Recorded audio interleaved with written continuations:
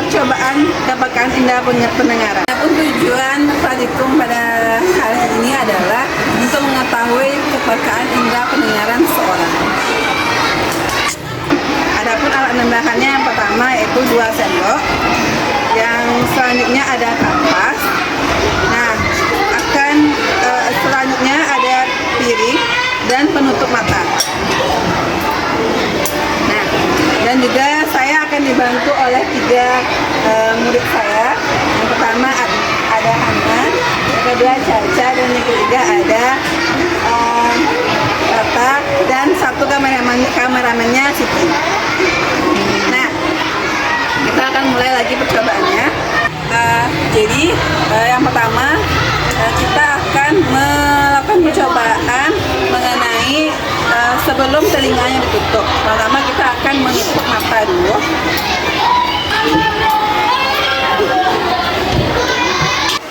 Nah, kita akan mencobakan pekaan indera pendengaran sebelum telinga ditutup. Nah, yang masing-masing nanti jaraknya antara 1 meter, 3 meter, 6 meter, dan 9 meter. Nah, ini di jarak 1 meter. Suara terdengar jelas. Lalu 3 meter, suara terdengar jelas. Di 6 meter, suara masih terdengar jelas. Di 9 meter, suara juga terdengar dengan jelas.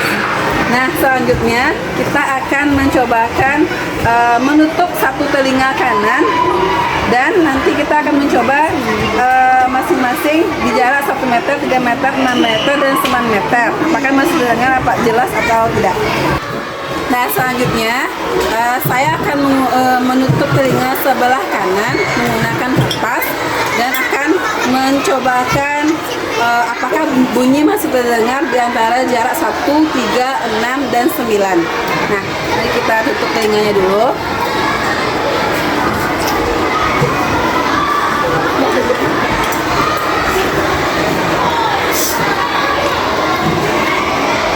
Oke.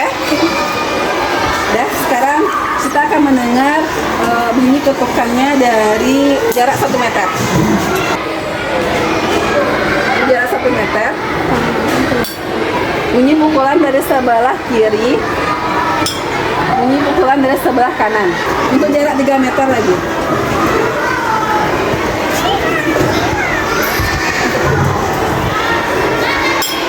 Bunyi pukulan dari sebelah kanan masih terdengar jelas. Bunyi pukulan dari sebelah kiri.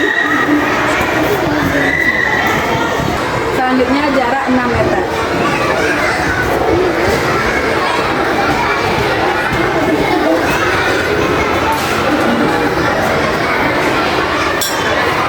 Bunyi pukulan dari sebelah kiri. Bunyi pukulan dari sebelah kanan. Selanjutnya jarak 9 meter.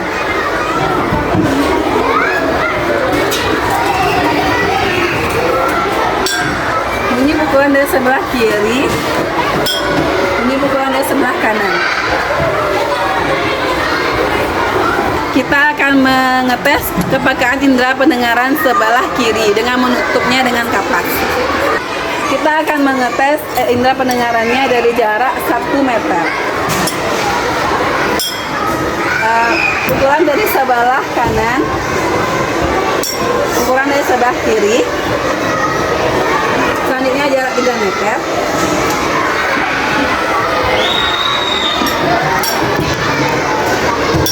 Pukulan dari sebelah kiri, pukulan dari sebelah kanan, jarak 6 meter.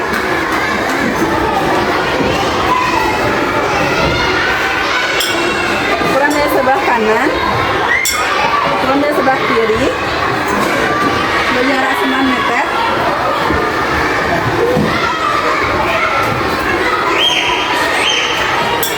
Pukulan dari sebelah kiri, pukulan dari sebelah kanan. Setelah dilakukan percobaan tadi dapat disimpulkan bahwasanya ketika telinganya saya tutup itu bunyinya terdengar jelas sampai jarak 9 meter. Dan juga ketika telinga kanan ditutup itu jarak 1 sampai 9 meter masih jelas Dan juga begitu juga dengan ketika telinga kanan ditutup, juga jarak antara semua jaraknya bisa terdengar dengan jelas. Nah, tapi itu menandakan bahwasanya telinga saya masih berfungsi dengan baik. Pada kesempatan kali ini saya akan melakukan praktikum IPA mengenai percobaan struktur dan fungsi telinga. Yang pertama yaitu daun telinga. Nah, daun telinga ini berfungsi sebagai menangkap gelombang suara dari lingkungan sekitarnya. Yang kedua adalah saluran telinga. Nah, saluran telinga ini adalah berfungsi sebagai penghasil minyak serumen yang nantinya akan menangkap debu. Dan seterusnya juga saluran telinga ini berfungsi sebagai mencegah hewan kecil masuk ke dalam telinga yang menyebabkan infeksi maupun penyakit lainnya. Daun telinga dan saluran telinga merupakan telinga bagian luar. Selanjutnya yang ketiga adalah ada gendang telinga atau membran timpani. Fungsi dari gendang telinga ini adalah menangkap gelombang yang akan diteruskan ke tulang telinga. Tulang martil atau malleus adalah berfungsi sebagai meneruskan getaran dari gendang telinga menuju ke tulang mendasar.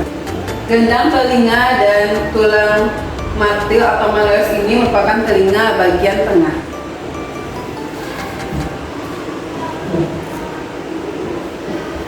Selanjutnya kita masuk kepada yang kelima. Yang kelima adalah saluran eustachius atau saluran eustacia. Saluran eustacia atau eustachius berfungsi sebagai menghubungkan ruang telinga tengah ke rongga mulut. Selain itu, saluran eustachius ini juga berfungsi sebagai menjaga tekanan udara antara telinga tengah dan telinga luar. Tekanan udara yang terlalu tinggi mengakibatkan gendang telinga tertekan bahkan hingga bisa sobek. Yang keenam adalah saluran setengah lingkaran. Fungsi dari saluran setengah lingkaran ini adalah mengetahui posisi tubuh atau alat keseimbangan. Yang ketujuh adalah tulang samudi atau stapes.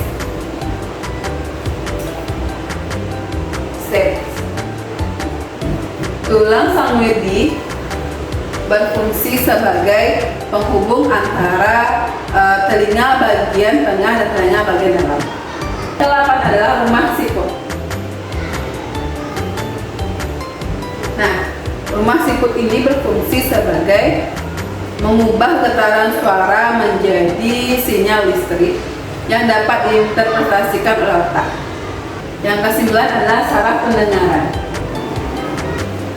Menangkap gelombang suara untuk diteruskan ke otak untuk dapat didengarkan.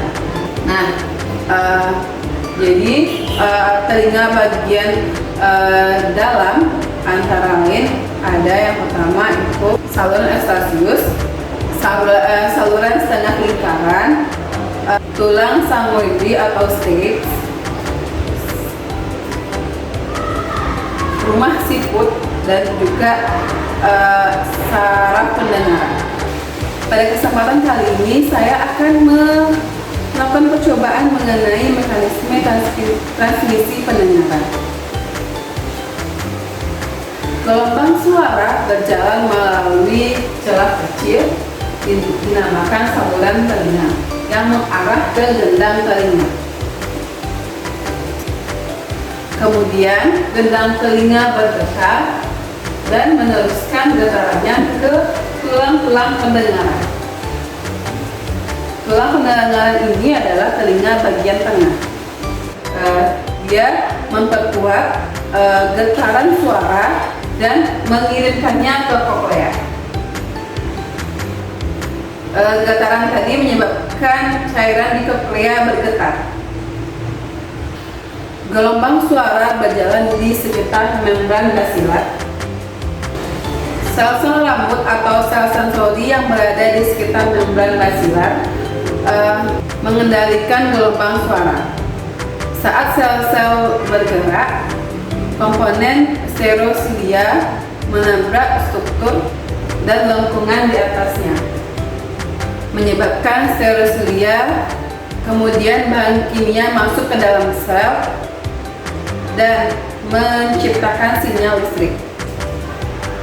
Saraf pendengaran kemudian membawa sinyal listrik tersebut menuju ke sistem saraf pusat dan mengubahnya menjadi suara yang kita kenal.